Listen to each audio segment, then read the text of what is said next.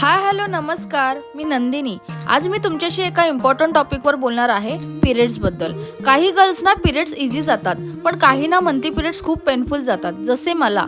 लग्नाआधी आपली आई आपले सर्व नखरे सहन करते, पण लग्नानंतर काय? लग्नानंतर पिरियड्स बदलत नाही, फक्त रिस्पॉन्सिबिलिटी 2 जणांची होते। मंथ्स बदलतात, पण पिरियड्सचा पेन तसाच असतो।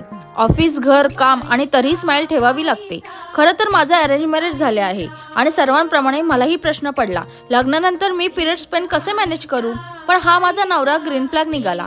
ह्या 5 दिवसात तो माझं खूप काळजी घेतो। तो मला सिंपती नाही तर समजून घेतो। आज तू रेस्ट घे, हे त्याचे 2 शब्द माझ्यासाठी खूप असतात।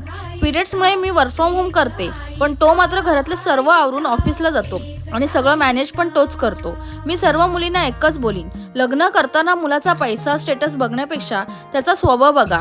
तो माणूस म्हणून किती चांगला आहे ते बघा। पैसा तर आयुष्यभर कमवता येईल।